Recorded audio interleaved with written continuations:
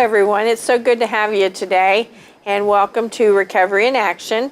And I'm Sharon Cranfill, and it's so good to have you. And our guest today is Douglas Bradburn, and you're going to find out a lot about what he does and what he's about. And he's a definite asset to our resources in Connersville and our community. And we're going to find out a lot about him today. And you're going to enjoy his testimony and everything that he does.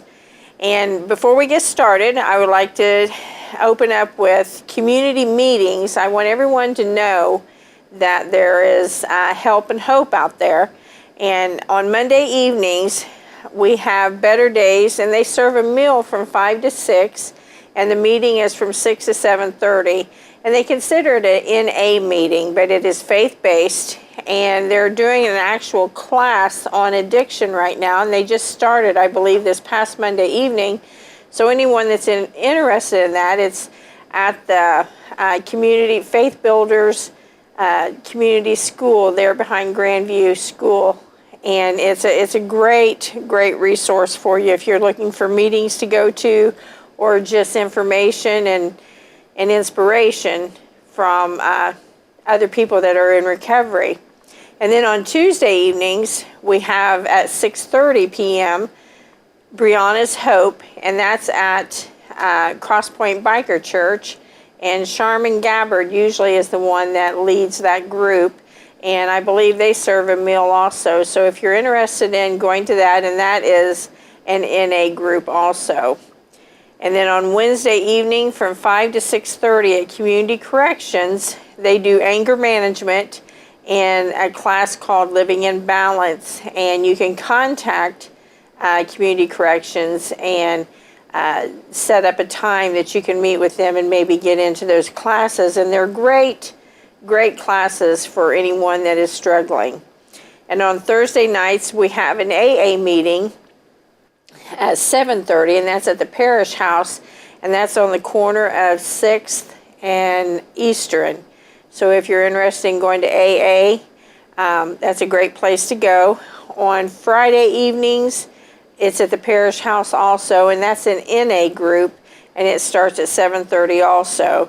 And then on Sunday evenings at St. Gabriel's, they have an AA group that meets there at St. Gabe's. So anyone interested in needing a meeting or wanting to find out more about recovery and resources, contact any of these meetings, and they can give you information that you need. And then on upcoming events, September is coming up, and that's National Recovery Month. And we're having our second annual 5K walk run starting in the Roberts Park, and it's going to go along, it's the same trail we used last year to go through the Nickel Plate trail up or through Beeson's a little bit and then back into the park. And it's September the 8th, and registration starts at 8 a.m. The walk or run starts at 9 a.m. And we're still taking sponsors, and booth space is available, and we welcome anyone that wants to be a part of that. And you can pre-register online at houseofruthIN.org. All the forms is on there. There's flyers, forms for sponsorship, and registration forms. And we really look forward to it this year. We had a very good turnout last year, and anyone that wants to be a part of that, it gives you an opportunity to support National Recovery Month. And it's just a great opportunity to meet and greet people. And then on October 27th, it's our annual Royal Ball. And this year it's going to be held at the Miller Building in Roberts Park. And there will be a silent auction. And if you have any items that you would like to donate, it would be greatly appreciated. All the proceeds goes to the House of Ruth. And we have different sponsorships and opportunities available to anyone that just wants to donate or just be a part of the Royal Ball. And again, all the proceeds goes to the House of Ruth, and all the proceeds that you give, donate cash or silent auction items are 100% tax deductible. It's the biggest fundraiser that we do for the year, and it helps us keep our house going for the women that we have, and it's a much needed home. And now that I've given you all of the information I want to give you, I really would like to get to introducing our guest, and he has a wealth of information. And without further ado, I'd like to introduce you to Douglas Bradburn. Thank you for coming. Thank you for having me. So, Douglas, we know that you, so do I call you an addiction counselor? Is that the proper name? Well, I'm a certified licensed pastoral counselor with advanced certification in substance abuse and addiction therapy. Okay. And other things as well. Right. And so I don't have that classic addiction counselor, but addictions are part of my repertoire, if you will. Yes, and you're actually studying for your PhD. I've got all my academic work completed. I'm working on my dissertation, so yes, I'll have that done hopefully soon. Great achievement. Oh, thank you. And that's one thing that, because, and tell us a little bit about what you do, because like you said, you are in pastoral counseling, and you help with families, of course, and you have so many diverse directions that you can go. Just tell us a little bit about what you do and how people can contact you, because that's the main thing, because I think lots of times families struggle, as we all know, through, drugs, alcohol, abuse, domestic violence, sexual abuse, and we were talking earlier, pornography. I mean, there's so many different avenues that people struggle with. And sometimes I think they feel like they have nowhere to go. So tell us a little bit about what you do and how you can help in those situations. Well, as a Christian counselor, I come at it from obviously a biblical standpoint. And the emotional issues that we face in all of counseling come from relationships. And I say, if you have a bad relationship with God, you're going to have problems. If you have a bad relationship with others, you might have problems. And if you have a bad relationship with yourself, you definitely got problems. That's right. And so those three areas are what cause that. Now, because we have free will and sin came into the world, we have the opportunity to make choices that harm us. And others have the opportunity to make choices that harm us. And so those are the kind of things that I deal with. When it comes to especially talking about addictions, as you know, people don't have, a virus that they catch and all of a sudden they need to use. It starts somewhere. Right. And while I do deal with the addictions, the thing that I focus on is either the underlying emotional issues that led to the addictions, the choices to use drugs, or the things that people do when they're under the influence that cause consequences. Right. Because if those things aren't addressed and healed, the chances of staying sober are going to be much, much less. And quite often, one of the biggest things, one of my real passions is self-esteem. Yes. Because poor self-esteem, either if you think too highly of yourself or you think too little of yourself, lend to lots of issues. And so I find that, whether it be eating disorders, often a lot of the addictions, people have really low self-esteem when they get into it, or as a result of being, in that world, they think that they're damaged, they're no good. Right. And I don't believe that. They are good because they're made in God's image. Absolutely. And I've always said this to the women at the house, because you just don't wake up one day and say, today I think I'll be an addict. I think I'm going to destroy my life, lose my home, lose my children. Well said. And just destroy everything about me. It happens, like you said, and I call it the root. There's a root of an issue. There's a root of a problem that needs to be dealt with, whatever that would be. Yes. And most of the time, it's like you said, it's very spiritual. There is a spiritual issue. Yes. And then it gets into, like you said, low self-esteem.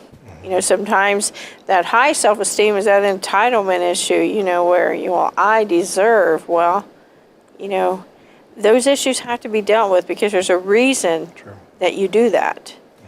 And so what led you into getting into this? Well, was raised actually in a nursing home growing up. My grandparents started back in 1953, and so I went into the family business, was in that for many, many years. The direction that was going, we didn't like where it was going, and so we got out of that business. I got into working with a bankruptcy trustee, didn't like that at all. I had a calling to go into kingdom work, and I love our pastors, but I don't like church politics, so I knew that wasn't going to be for me. And so prayed, and the doors were open for me to go into counseling. And long story, there were lots of, you can look back and see all the prompting that I was getting. But so I went down that road, got my master's, working on my PhD, and so this was a late in life change. But there's been so many things in my past that have equipped me for this. God doesn't cause the bad things to happen to us. Exactly. But He can take those things and use them to His glory if we let Him. Yes. And I'm trying to do that. Absolutely. Probably Absolutely. one of the most profound things is I lost a son to an overdose. He was 21. He was in a terrible automobile accident when he was 17. He hit his head on the way out of the car. He was ejected at a high rate of speed. And he was a big kid, about 6'4", 235 when it happened.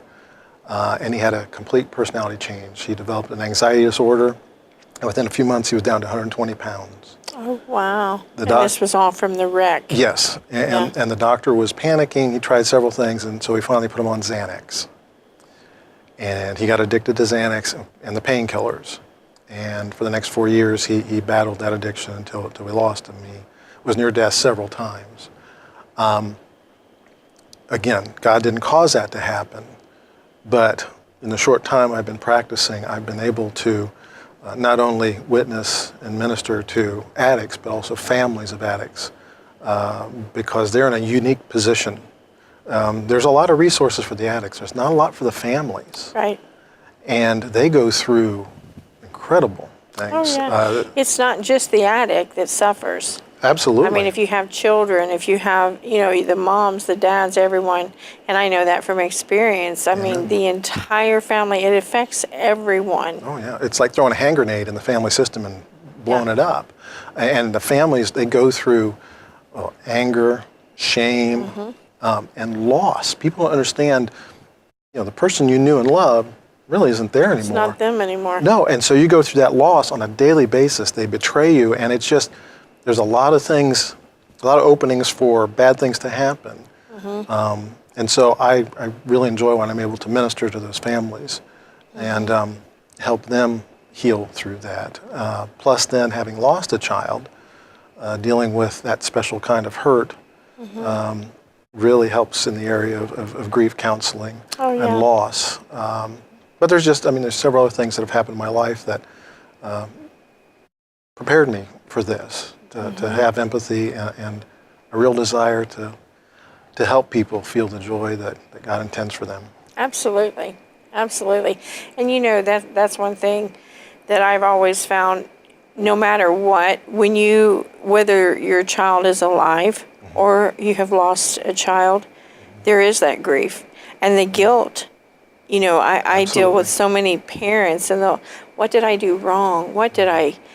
how could I have changed this? How could I have... And sometimes it's nothing that you've done. It's choices that they have made. There you go. I was raised in a wonderful Christian home. But I made choices that made my life, for a while, miserable. Yes. But I had to make those choices to change my life. Yes. back for the good, like you said. Was it God that caused that? Absolutely not. No. But he was sure there when I needed him, Absolutely. to come back. And I think that's the hope that we have to give people and families, as much as the addict, the families.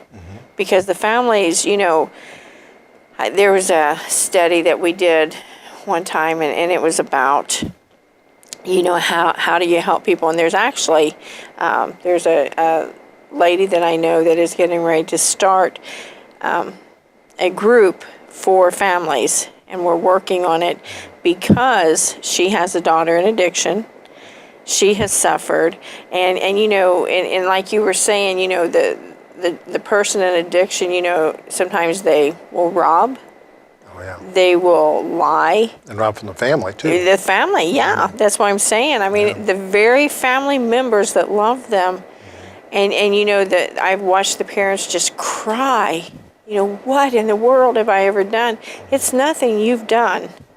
That's not your daughter anymore. That's not your son anymore. The drugs has overtaken them, and people says, well, why just they don't quit? Addiction is so much bigger than that person is. Well, yeah, and for the families, one of the messages that I've really tried to get across, their child, or if it's a brother or sister, has free will. Yes. And as a parent, I'm responsible for my actions. And of course, I believe the most important thing they can do is introduce their child to Jesus. Absolutely. But as a parent, I'm not responsible for the outcomes. My child has free will. They're going to make their choices. If they make choices that I don't like, it's not my fault. And there's things we all do that are wrong. None of us are perfect. Oh, that's not the point. No.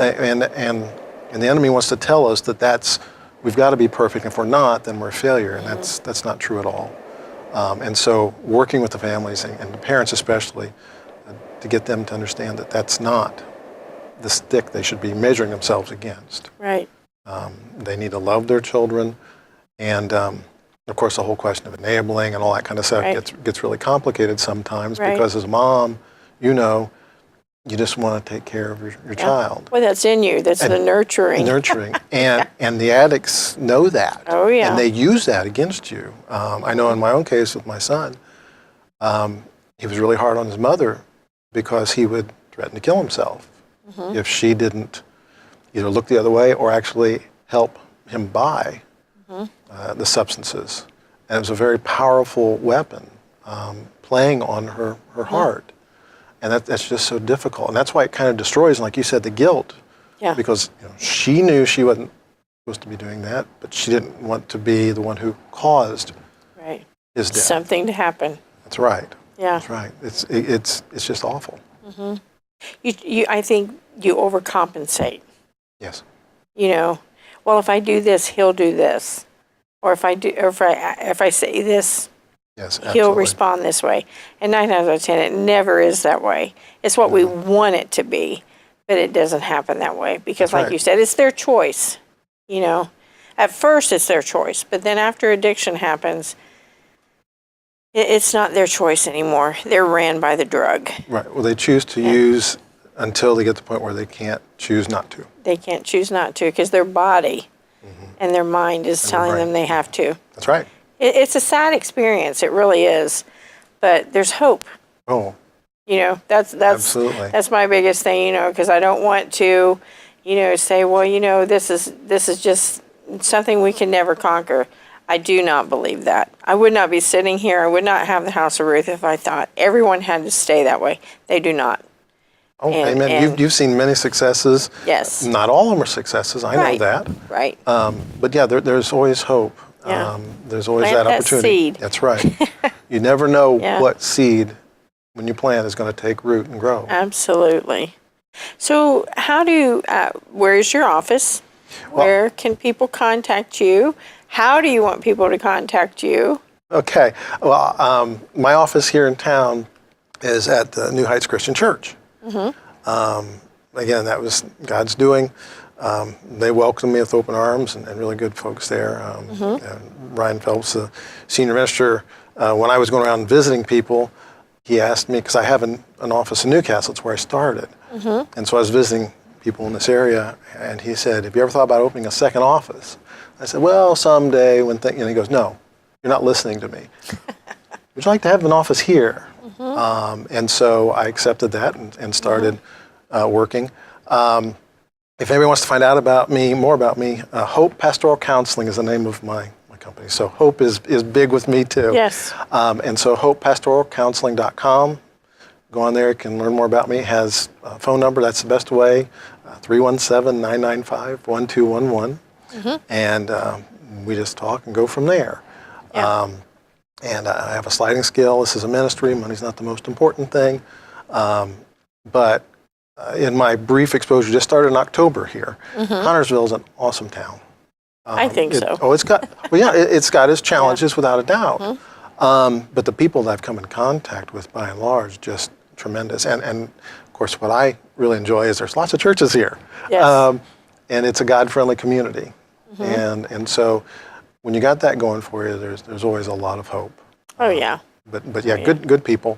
Yeah. Hard times and economic things that happen, people can't control those. And Right.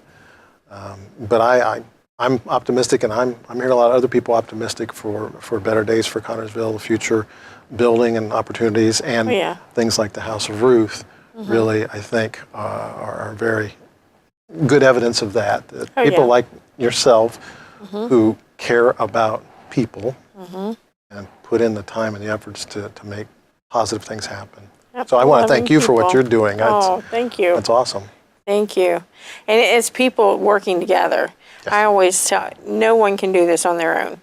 No one. No. I mean, and it's one of those things, everyone working together, and that's one of the reasons that I wanted to have you on the show, is because I want people to know, that there is resources out here, people that are wanting to help.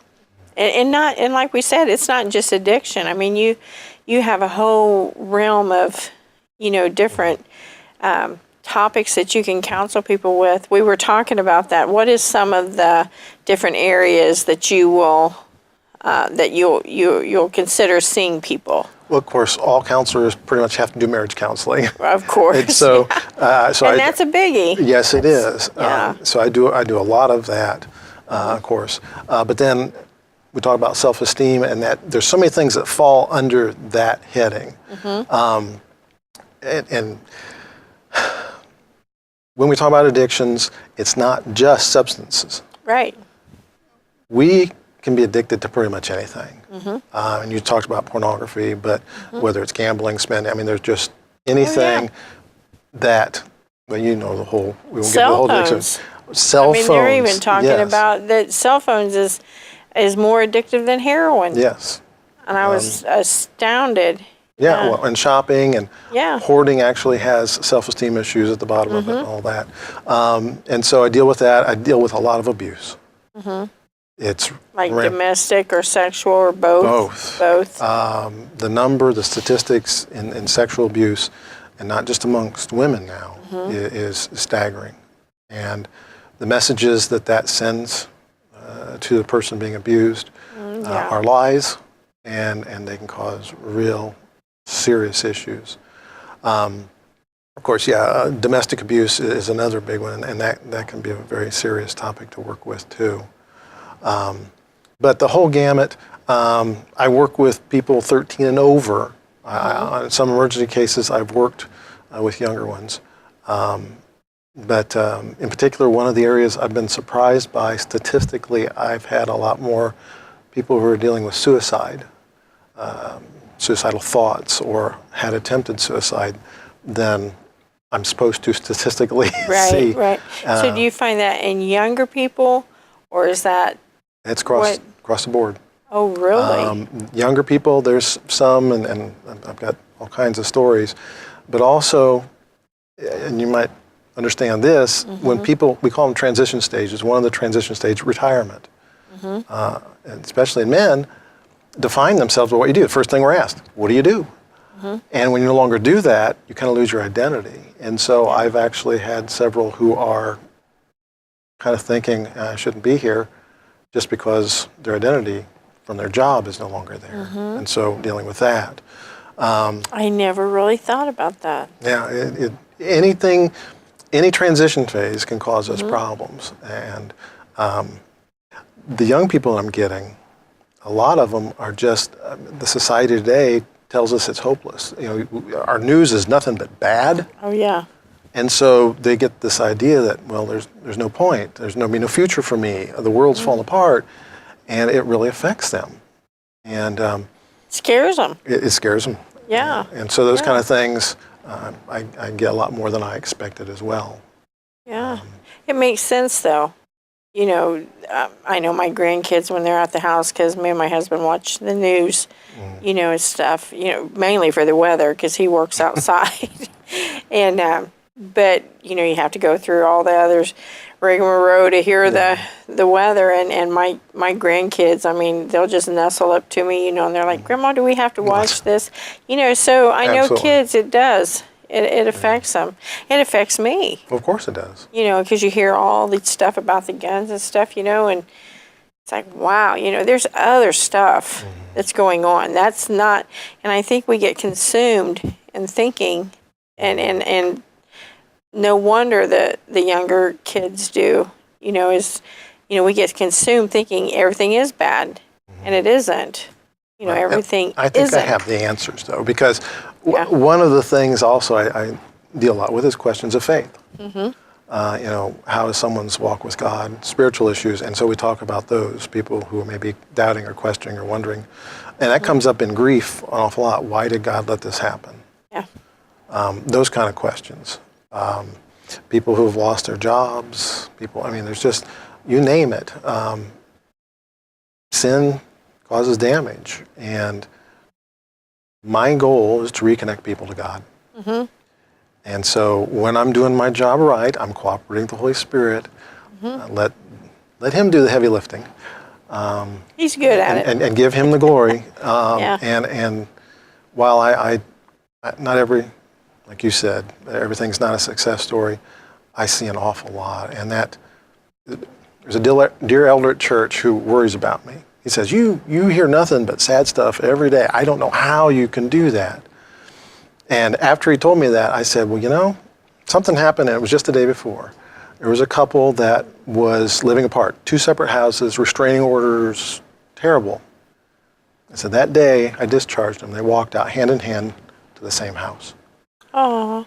I said, that's awesome. Makes it worth it. That gives you such a great feeling. Yeah. Again, not because of me, but that helps counterbalance, the heartache, the stories of young people who are hurt, abused. Yeah. And so it has its rewards, definitely. Oh, yeah. And whenever, and like we were just saying, that makes it so worthwhile. I had a young lady today before I came down here, and I'd been on her a lot, because sometimes, how there's just some that you have to really stay on, and then others just kind of go right through. Absolutely. And she told me with tears, she said, I used to wonder why you were so hard on me. But she said, now I know why. She said, because you love me. Amen. And it's the truth. I do. And I see so much potential in these young women. And I'm sure you do, and the people that you counsel, Yes. there's so much potential. They just have to see that. And they have to realize that.